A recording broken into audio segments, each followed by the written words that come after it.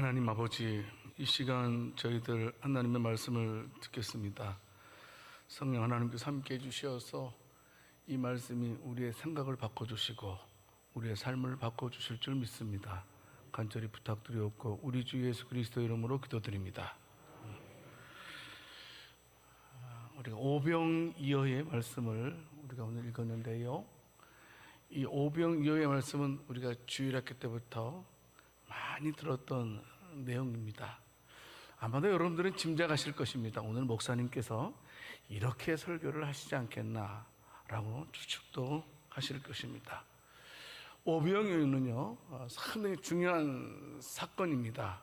왜냐하면 마태, 마가, 누가, 요한 이 사복음서에 다 기록됐습니다. 이 사복음서에 기록된 그 하나님의 기적적인 사건은 하나밖에 없습니다.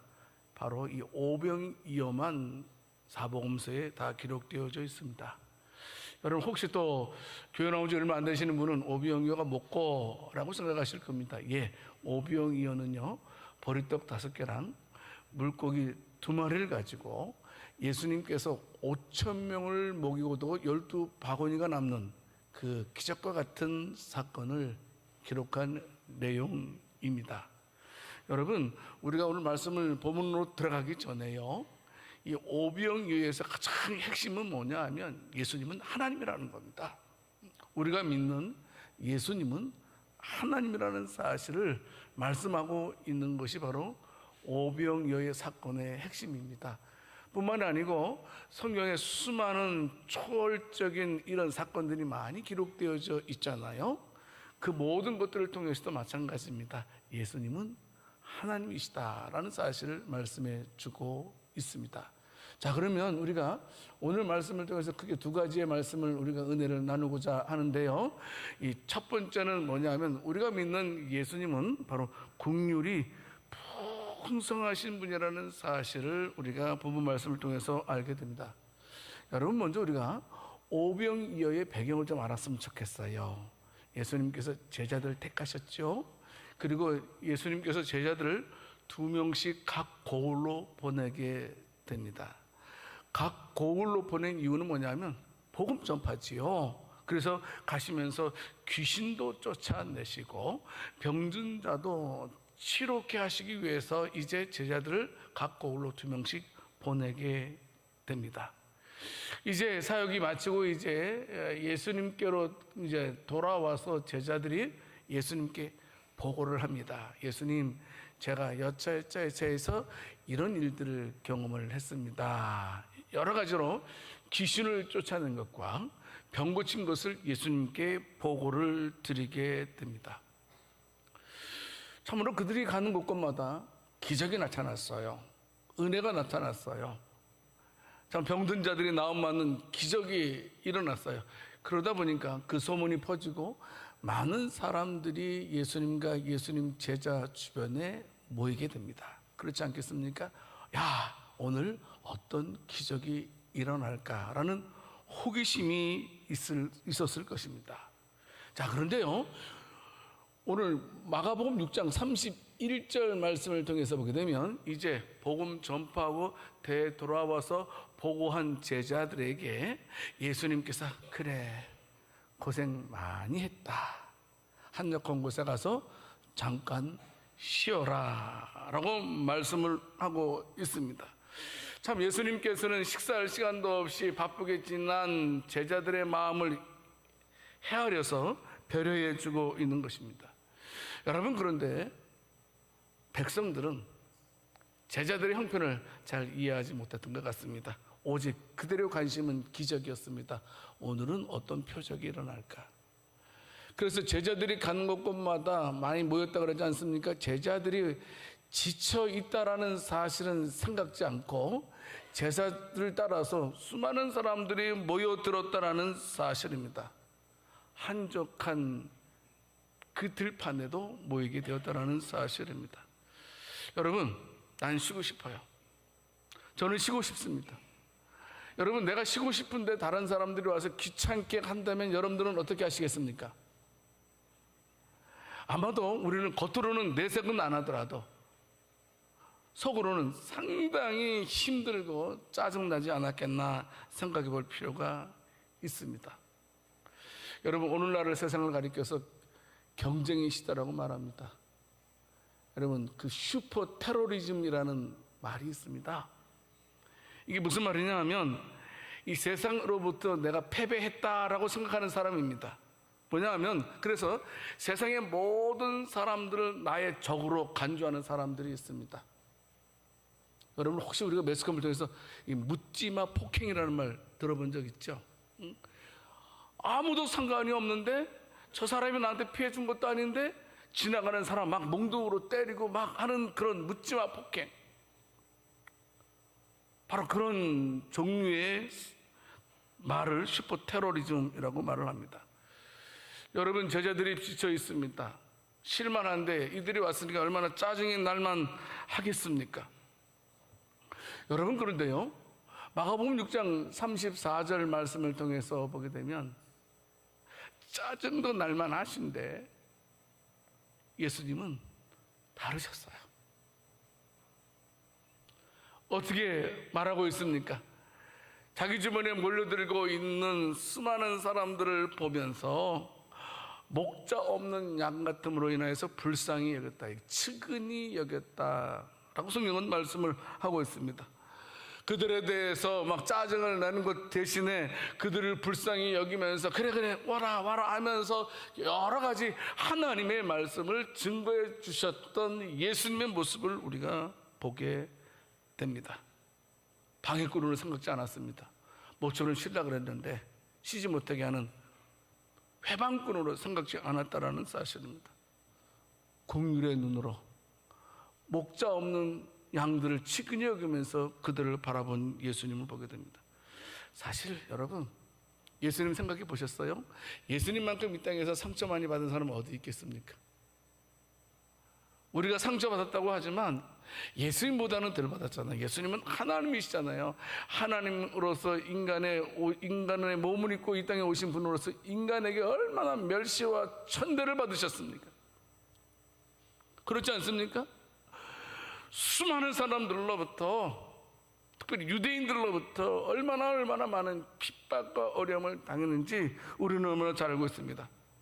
그러면 어떻습니까? 유대인들을 보게 되면 좀 짜증날 만도 하지 않겠습니까? 저 원수, 나를 힘들게 하고 나를 어렵게 만든 저 사람들 하면서 미워할 마음도 생길 만한데, 그들에 대해서 전혀 따뜻한 마음을 잃지 않고 불쌍히 여기는 마음으로 그를 바라보신 우리 주 예수 그리스도.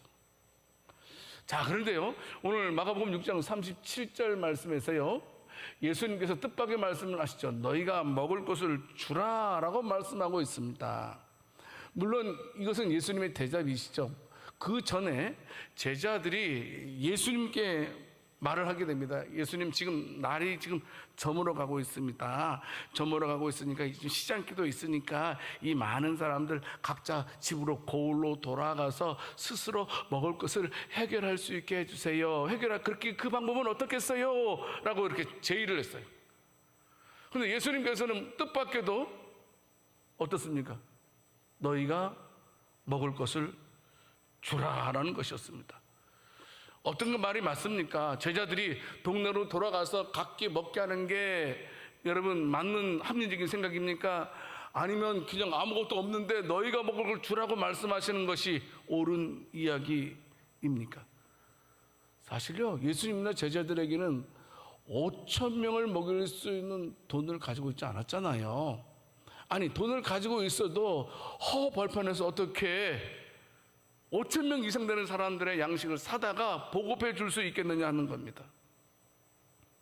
성도 여러분, 예수님의 말씀이 전혀 이치에 맞지 않는 말씀처럼 들려졌는지 모릅니다. 참 가당치도 않은 말씀이라고 생각한 제자도 있을지 모르겠습니다. 여러분, 지금 인간적인 생각에서는 어떻게 한꺼번에 5,000명의 양식을 구해서 줄 수 있겠습니까? 이건 불가능한 일이 아니겠습니까? 혹시 예수님께서 잘못 말씀하시는 건 아닌가? 이렇게 생각했을지도 모르겠습니다. 하지만 예수님의 뜻은 분명하고 정확했습니다. 성도 여러분, 제자들은요 예수님의 명령에 순종해야 했습니다. 왜요? 하나님께서, 예수님께서 알아서 하시겠다는 겁니다.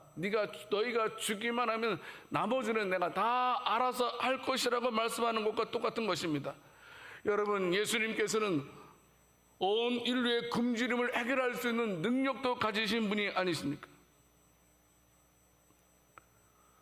더더욱 예수님께서 너희 먹을 것을 주라라는 말씀은요, 내가 다 할 텐데 너희를 통해서 그 일을 했으면 좋겠다. 내가 저들을 다 먹일 것이다. 그런데 너희를 통해서 했으면 좋겠다라고 말씀하시는 것과 똑같다라는 사실입니다. 보십시오, 성도 여러분, 예수님의 말씀에 순종해서 보리떡 5개와 물고기 2마리를 가지고 어떻게 되었습니까? 어떤 역사가 일어났습니까?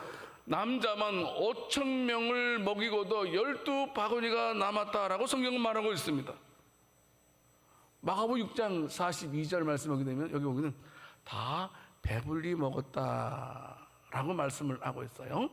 여러분, 그런데 요한복음 6장 11절 말씀을 통해서 보게 되면, 자, 줄 서요. 똑바로 줄 서세요. 하나씩만 가져가세요. 2개씩 가져가면 안 돼요. 하나씩만 가져가세요 라고 말하지 않았다는 겁니다. 떡을 나눠주시면서, 물고기를 나눠주면서 너희가 당신들이 원하는 만큼 다 가져가라 라고 말씀하셨습니다. 부족함이 없이 그들이 배불리 먹게 되었습니다. 예수님께서 창조하신 떡과 고기를 그들은 먹었습니다. 신령한 것을 먹었습니다. 신선한 것을 먹었습니다. 오염되지 않은 것을 먹었습니다. 아마도 그들의 만족은 대만족이었을 것입니다. 마가복음 6장 43절 말씀에는 뭐라고 말씀하고 있습니까? 12바구니가 남았다라고 말씀하고 있습니다. 예수님께서 명하신 대로 제자들은 그 남은 것을 다 거둬들이게 된 것을 보게 됩니다. 여러분, 여기서 그런데요, 이 바구니라는 단어를 한번 생각해 봤으면 좋겠어요. 여러분, 우리가 어렸을 때 오병이를 이렇게 되면 5,000명을 먹어도 12바구니, 이따만한 바구니가 크게 그림이 되어 있는 것처럼 되어 있잖아요. 근데 여러분, 여기서 바구니라는 단어는 그런 단어가 아니더라고요. 그 단어가 아니더라고요, 보니까. 그 제가 크기가 궁금해가지고 다시 한번 그냥 사전을 한번 찾아보았습니다. 여기서 말하는 이 바구니는요, 유대 사람들이 평소에 들고 다니는 이 손바구니였습니다. 나뭇가지로 엮어서 만든 휴대용 작은 바구니였습니다. 여러분, 유대인들은요, 어디 외출하게 되면 반드시 휴대용 작은 가방을 들고 다녔습니다. 왜냐하면 유대인들은요, 이방인의 음식을 먹지 않습니다. 왜냐하면 이방인들의 음식을 통해서 자신들이 부정하게 된다라고 생각했기 때문에 자신들이 먹을 것을 자신들이 준비해서 싸가지고 가서 여행을 하고 돌아왔다라는 사실입니다. 지금으로 말하면 여기서 바구니라는 단어가 보니까 우리가 그냥 간단하게 여자분들 다닐 때 그 손가방 있잖아요, 조그만 거, 그거로 생각하면 될 것 같습니다. 성도 여러분, 예수님은 국률의 하나님이시지만 예수님은 얼마나 정확한지를 알게 됩니다. 모든 이들에게 남지도 않고 부족하지도 않고 그 자리에 있는 모든 사람들에게 하나님께서는 오병이어를 통해서 다 먹이셨다는 사실을 보게 됩니다. 여러분, 이 일은요, 아무나 하실 수 있는 일이 아닙니다. 이 일은요, 하늘과 땅의 모든 권세를 가지신 예수님만이 할 수 있는 일입니다. 왜냐고요? 예수님은 하나님이시기 때문입니다. 성도 여러분, 우리가 신앙생활 할 때 일반 은총이다라는 말을 들어본 적 있었을 거예요. 일반 은총은 뭐냐면 하나님께서는 예수를 믿는 사람이든 예수를 믿지 않는 사람이든 똑같이 주시는 것이 있어요. 공기도 주셨죠, 햇빛도 주셨죠, 이런 것들. 예수 믿는 사람에게만 햇빛과 공기를 주신 것이 아니고 예수님을 믿지 않는 사람에게도 똑같이 햇빛과 공기를 허락해 주셨는데, 이것을 가리켜서 보통 일반 은총이라고 합니다. 자, 오늘 본문에서도 예수님께서는 5,000명이라는 수많은 사람들에게 골고루 다 주셨습니다. 그들이 예수를 믿는 자이든 예수를 믿지 않는 자든. 아까도 말씀드렸지만 대부분의 사람들이 호기심 때문에 쫓아온 겁니다. 오늘은 어떤 일을 일으키실까? 그렇지 않겠습니까? 성도 여러분, 중요한 것은 그렇게 긍휼이 충만하신 예수님께서는요, 우리를 통해서 하나님의 긍휼이 온 세상에 전해지기를 원하신다는 겁니다. 너희 먹을 것을 줘라. 너희 것을 줘라. 이 말씀입니다.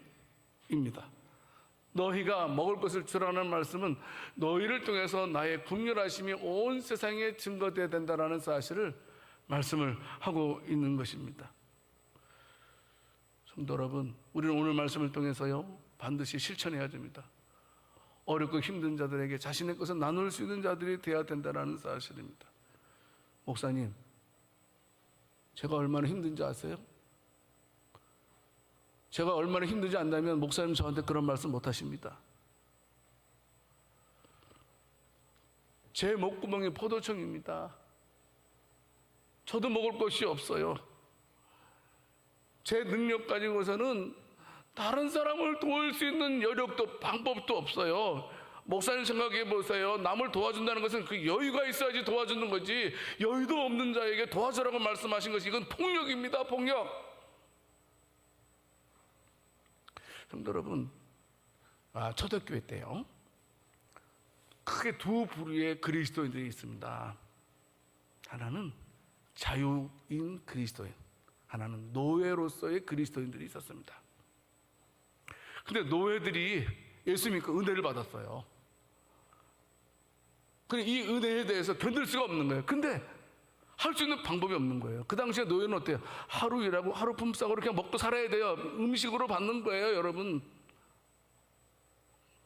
근데 하고 싶은 거예요. 나누고 싶은 거예요. 그래서 노예 그리스도인들이 택한 방법이 뭐냐 하면 하루 열심히 일해서 받은 그 품삯을 며칠 동안 먹지 않고 모아서 가난한 자들에게 나누어주고 전도자들을 위해서 헌금했다라는 겁니다. 여러분, 우리가 아무리 어려워도 예수님 당시에 노예보다도 힘들겠습니까? 간혹 우리가 안 돼요, 할 수 없어요 라고 말하는 그 이유는 뭐냐면 우리가 예수님의 능력을 간과한 바로 불신앙적인 말이라는 사실입니다. 뭐냐 하면 예수님께서 채워주실 것을 몰랐다는 겁니다. 믿지 않았다는 겁니다. 성도 여러분, 예수님께서요, 모든 부자들이여 가난한 자를 살펴라 라고 말씀하지 않았습니다. 반드시 부자들은 가난한 자들을 살펴야 된다라고만 말하지 않았습니다. 예수님께서 말씀하신 것은 뭐였습니까? 너희가 먹을 것을 줘라. 따라서 하세요. 너희가 먹을 것을 주어라. 우리에게, 저에게, 여러분들에게 말씀하고 있다는 사실입니다. 여러분, 그래요, 우리가 상대적으로 우리가 가난할 수 있습니다. 부족할 수 있습니다. 어려울 수 있습니다. 하지만 우리가 오늘 말씀에 여러분 순종하여서 우리가 가진 것이 아무리 적다 할지라도 나누어 보자고요. 하나님께서 나에게 채워주실 것을 믿고 나누어 보자고요. 하나님의 능력을 체험해 보자고요. 내가 참으로 어렵고 힘들 때에도 어려운 자를 위해서 도왔을 때에 하나님께서 나에게 어떻게 채워주시는지를 경험할 수 있다면 얼마나 감사한 일이겠습니까? 여러분, 잠언서 11장 24절에서 26절 말씀은 우리가 너무나 잘 아는 말씀입니다.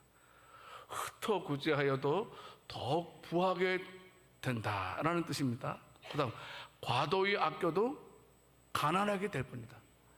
여러분, 구제한다고 해서 여러분 가난하게 되는 것이 아니라는 겁니다. 구제하면 부자가 되고 아낀다고 해서 부자가 될 수 있는 것이 아니라는 겁니다.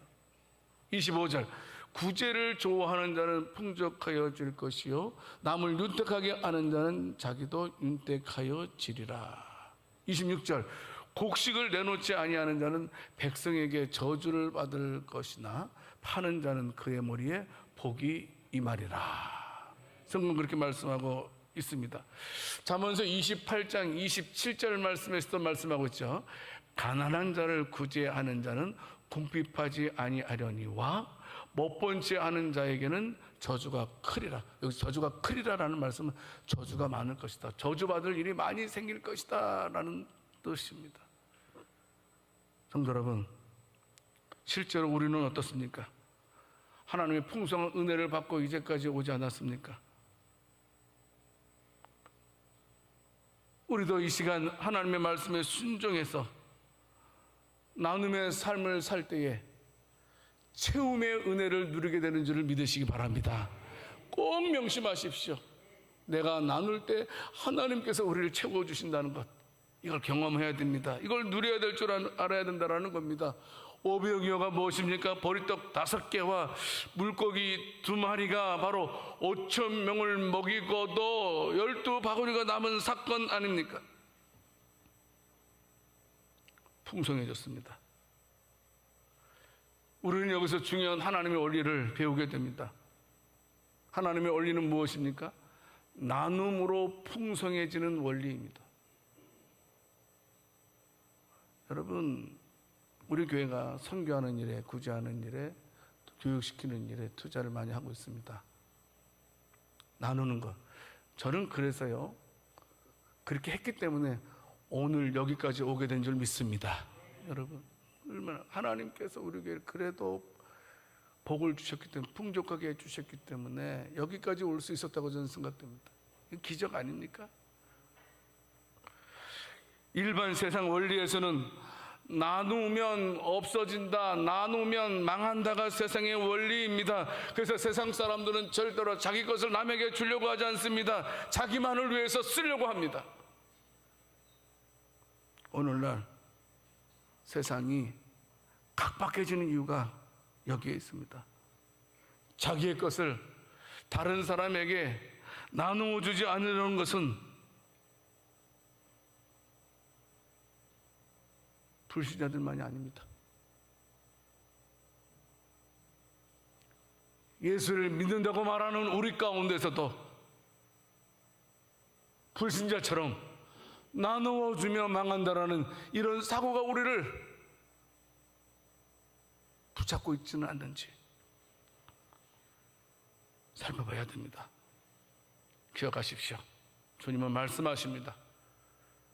너희가 먹을 것을 주라. 그러면 남으리라. 이것이 주님의 말씀입니다. 여러분, 하나님 나라의 특징 중에 하나는 행복한 역설의 원리가 있더라고요. 역설의 원리, 반대의 원리. 세상의 원리가 반대되는 일이 많다라는 겁니다. 여러분, 세상에서는요, 무조건 자기 피하라라 그럽니다. 피하라라, 너를 선전해야 된다라고 말합니다. 근데 성경은 뭐라고 말씀하고 있습니까? 낮아져라, 겸손하라, 높아지려고 하지 말아라. 처음 된 자가 나중되고 나중된 자가 처음 되는 것이 하나님의 원리라는 사실입니다. 성도 여러분, 우리 교회는 교인들 가운데 보게 되면 나누는 분들이 많습니다. 참 감사한 일입니다. 얼마나 고마운 일이 아닙니까?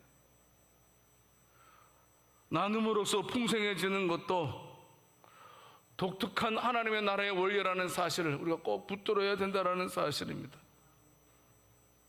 나눔으로써 풍성해지는 것이 하나님의 원리임을 믿는 저와 여러분들이 다 될 수 있기를 살아계신 주님의 이름으로 축원합니다. 절대로 움켜쥐고만 있어서는 안 됩니다.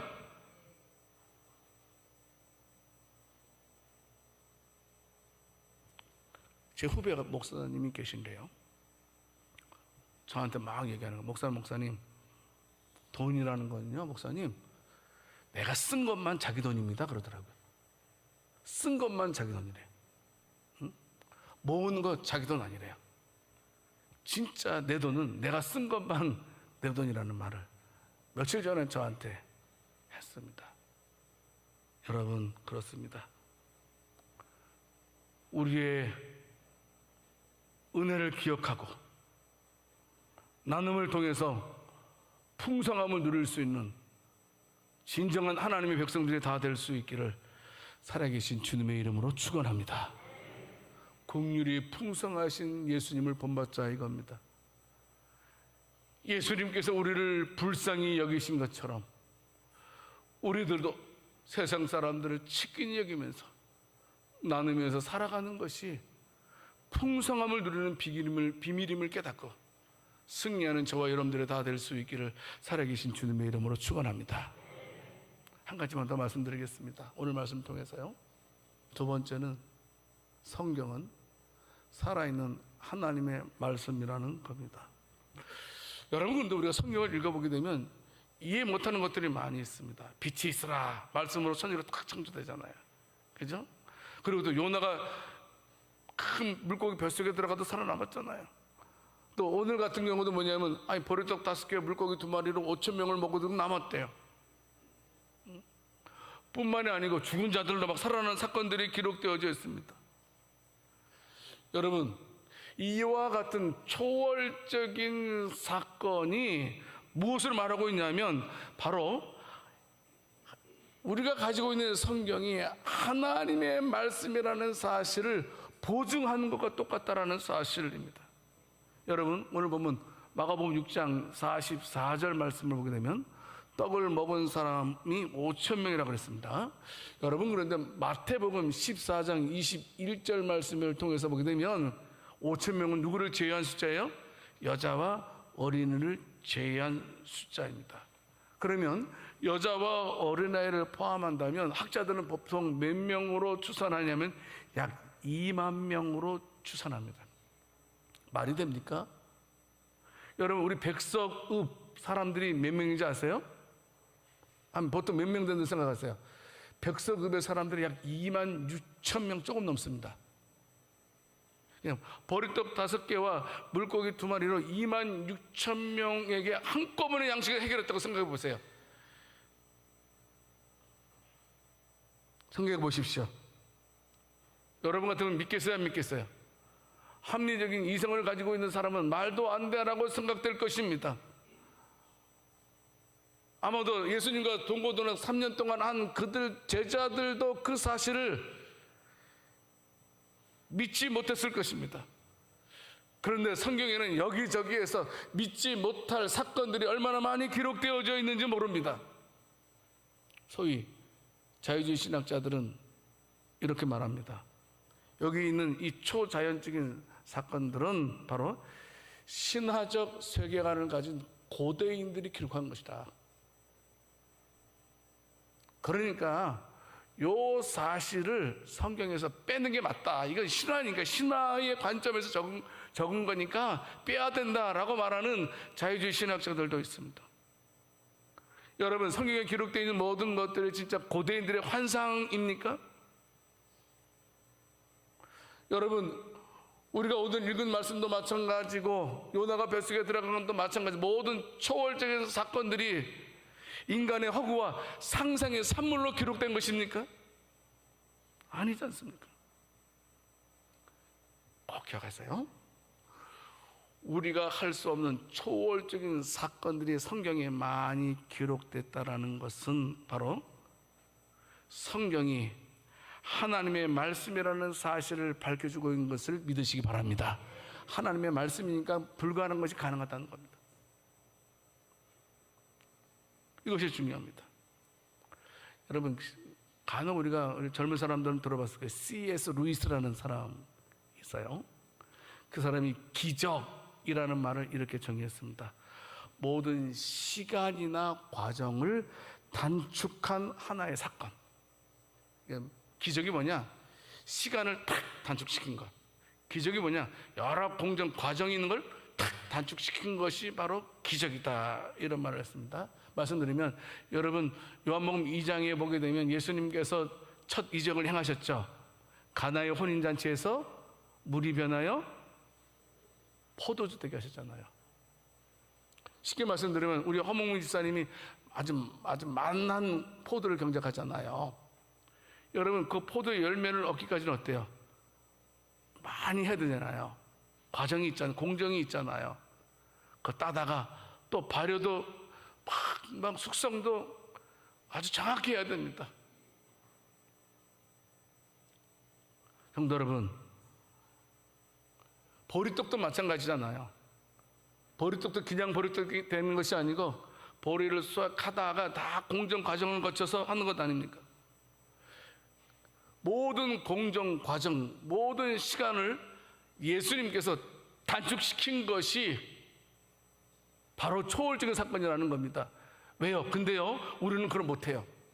근데 예수님은 할 수 있어요. 왜 예수님은 할 수 있습니까? 예수님께서 시간을 창조하신 분이기 때문입니다. 우리는 시간을 압축 못해요. 우리는 시간을 조정할 수 없어요. 예수님은 시간을 창조하신 분이기 때문에 시간을 단축시킬 수 있다는 겁니다.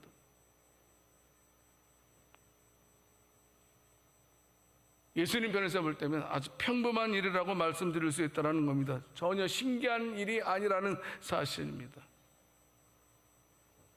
성도 여러분, 성경에 기록된 이 기적적 사건들은 우리를 성경을 신뢰할 수 없도록 만드는 장애물이 아니라는 겁니다. 이 기적적 사건들은 성경이 부인할 수 없는 하나님의 말씀이라는 사실을 보여주는 그런 보증서와 같은 것이 바로 초월적인 사건이라는 사실입니다. 그런 것들을 통해서 성경은 진짜 하나님의 말씀이구나, 이렇게 우리가 받아들여야 된다는 사실입니다. 성경은 하나님의 말씀입니다. 아멘 하세요. 성경은 하나님의 말씀입니다. 보통 성경을 뭐라고 말하냐면 첫 번째는 하나님의 계시다라고 말합니다. 베드로후서 1장 20절 21절 말씀을 통해서 보게 되면 굉장히 중요합니다. 먼저 알 것은 성경의 모든 예언은 사사로이 풀 것이 아니니 예언은 언제든지 사람의 뜻으로 낸 것이 아니요 오직 성령의 감동하심을 받은 사람들이 누구에게 받아서? 하나님께 받아 말한 것임이라. 하나님께 받은 것, 하나님의 말씀이라는 겁니다. 두 번째로 성경은 뭐냐면 살아있는 능력이라고 말합니다. 살아있는 능력. 우리가 너무나 잘 알고 있는 히브리서 4장 12절 말씀 알고 있지 않습니까? 하나님의 말씀은 살아있고 옛날 성경 운동력이 있고 활력이 있어 좌우의 날선 어떤 검보다도 예리하여 혼과 영과 및 관절과 골수를 찔러 쪼개기까지 하며 또 마음의 생각과 뜻을 옛날 성경 감찰 판단한다. 하나님의 말씀 살아있다는 겁니다. 살아 움직이는 하나님의 말씀이라는 사실입니다. 여러분, 하나님의 말씀은 우리에게 구원의 복음을 주는 말씀이라고 그랬습니다. 세 번째로 그것을 말씀하고 있습니다. 성경은, 하나님의 말씀은 구원의 복음이다. 요한복음 20장 21절 말씀에서 우리 다 같이 한번 읽어보도록 하겠습니다. 오직 이것을 기록함은 너희로 예수께서 하나님의 아들 그리스도이심을 믿게 하려 함이요 또 너희로 믿고 그 이름을 힘입어 생명을 얻게 하려 함이니라. 아멘. 성도 여러분, 성경은 우리들에게 복된 소식이라는 사실입니다. 그리고 놀라운 것은 성경은 성문화된 책이라는 사실이 네 번째 사건입니다. 네 번째를 보게 되면 디모데후서 3장 16절 말씀에 모든 성경은 하나님의 감동으로 된 것으로 교훈과 책망과 바르게 함과 의로 교육하기에 유익하다라고 말씀하고 있습니다. 여러분, 그런데 다른 번역본이 많이 있어요. 근데 다른 번역본에는 이렇게 번역되어 있습니다. 성경은 전부 하나님의 계시로 이루어진 책으로서 책 성문화된 책, 글로 된 책, 하나님의 계시로 이루어진 책이라고 말씀을 하고 있습니다. 성도 여러분, 바로 성경은 하나님의 말씀이라는 사실입니다. 우리가 성경을 대할 때에 우리가 참으로 초자연적인 일을 대할 때마다 우리는 의심할 것이 아닙니다. 만물을 창조하시고 만물을 섭리하시는 하나님의 위대한 능력을 볼 수 있어야 한다는 겁니다. 그런 생각 볼 때마다 맞아, 사람들은 못해, 이루어질 수 있는 일이 아니야. 근데 하나님은 하실 수 있어. 성도 여러분,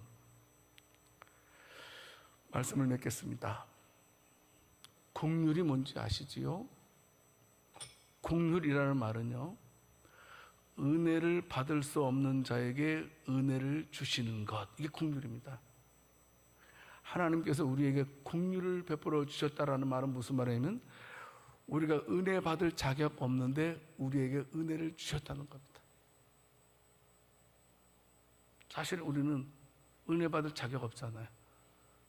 우리는 어머니 뱃속부터 죄인으로 자라나지 않았습니까? 우리가 열심히 신앙생활을 한다고 말하지만, 여러분, 하나님께서 우리의 죄를 드러나게 하신다면 어떻겠습니까?